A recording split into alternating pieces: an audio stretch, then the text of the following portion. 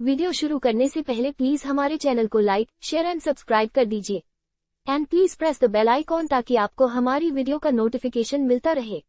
चले बिना time waste किए बात करते हैं राउंड टेबल कॉन्फ्रेंस की। साइमन कमीशन ने अपनी रिपोर्ट मई 1930 को सबमिट कर दी थी और नेहरू रिपोर्ट भी सबमिट हो चुकी थी। साइमन कमीशन ने जो रिकमेंडेशन दिए उसे पर डिटेल डिस्कशन के लिए राउंड टेबल कॉन्फ्रेंस को ऑर्गेनाइज किया गया। राउंड टेबल कॉन्फ्रेंस 3 हुई थी जो 1930 से 1932 तक हुई, जिसमें ये डिसाइड किया जा सके इंडिया में कौन कौन से कॉन्स्टिट्यूशनल रिफॉर्म्स करने चाहिए।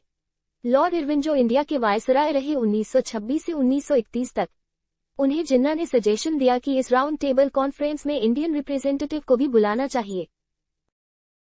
फर्स्ट राउंड टेबल कॉन्फ्रेंस जो नवंबर 1930 से जनवरी 1931 तक लंदन में चली, जिसका inauguration British king George fifth ने किया और इसके अध्यक्ष बने ब्रिटिश पीएम रैमजी मैकडॉनल्ड। जिन्होंने फर्स्ट राउंड टेबल कॉन्फ्रेंस में पार्टिसिपेंट किया वो थे 16 डेलीगेट्स ब्रिटिश पार्लियामेंट से, 58 डेलीगेट्स इंडियन पॉलिटिकल पार्टी से, 16 डेलीगेट्स इंडियन प्रिंसली स्टेट से और हिंदू महासभा से भी पार्टिसिपेट किया गया और मुस्लिम लीग ने भी पार्टिसिपेट किया। सिख रिप्रेजेंटेटिव ने भी और इंडियन लिबरल पार्टी से भी पार्टिसिपेट किया गया, जिसको तेज बहादुर सप्रू ने रिप्रेजेंट किया और BR अम्बेडकर ने अनटचेबल्स को रिप्रेजेंट किया। लेकिन इंडियन नेशनल कांग्रेस ने फर्स्ट राउंड टेबल को बॉयकॉट किया क्योंकि नेहरू रिपोर्ट में जो भी रिकमेंडेशन दिए गए थे उन पर ध्यान नहीं दिया गया। इस कॉन्फ्रेंस में बहुत सारे मुद्दों पर चर्चा हुई, जैसे federal structure, minorities, defence services. Doctor BR Ambedkar ने अनटचेबल्स के लिए सेपरेट इलेक्टोरेट्स की मांग की, जिसका सपोर्ट मुस्लिम लीग ने भी किया और तेज बहादुर सप्रू ने ऑल इंडिया फेडरेशन का आइडिया दिया, जिसका support Muslim league and princely state ने भी किया, लेकिन इंटरनल सॉवरेंटी को मेंटेन रखते हुए। लेकिन इस कॉन्फ्रेंस को फेल समझा गया क्योंकि इंडियन नेशनल कांग्रेस ने पार्ट नहीं लिया, जिसके कारण कोई भी डिसीजन नहीं लिया गया। ब्रिटिश गवर्नमेंट कांग्रेस पार्टी की इंपॉर्टेंस को समझ चुकी थी, इसलिए कोई भी डिसीजन लेने के लिए इंडियन नेशनल कांग्रेस का होना आवश्यक था। वाइसरॉय इरविन को जिम्मेदारी दी गई सेकेंड राउंड टेबल कॉन्फ्रेंस में इंडियन कांग्रेस होनी चाहिए।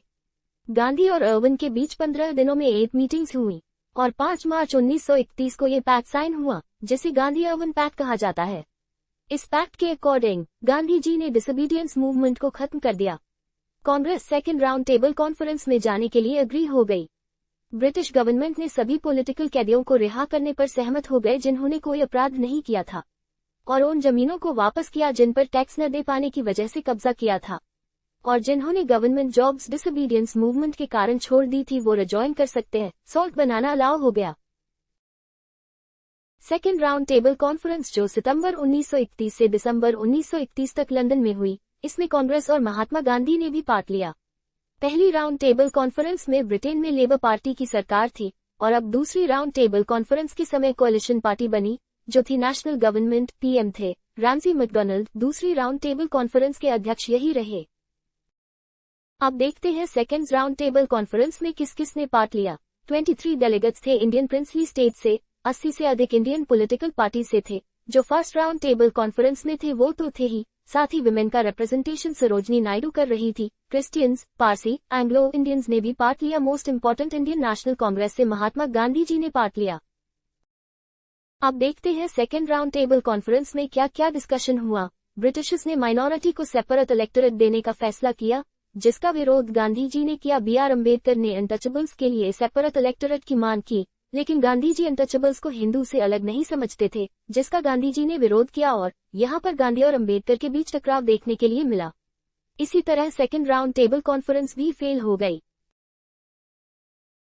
जब गांधी जी लंदन से सेकेंड राउंड टेबल कॉन्फ्रेंस से वापस आए तो उन्होंने सिविल डिसोबीडियंस मूवमेंट दोबारा शुरू करने का सोचा, लेकिन उससे पहले न्यू वाइसरॉय लॉर्ड विलिंगडन ने 4 जनवरी 1932 के दिन गांधी जी के साथ सभी बड़े लीडर्स को अरेस्ट कर लिया। गांधी जी को पुणे की येरवाड़ा जेल में रखा। सारे बड़े लीडर्स के जेल में होने के कारण दूसरा सिविल डिसोबीडियंस मूवमेंट शांति से गुजरा।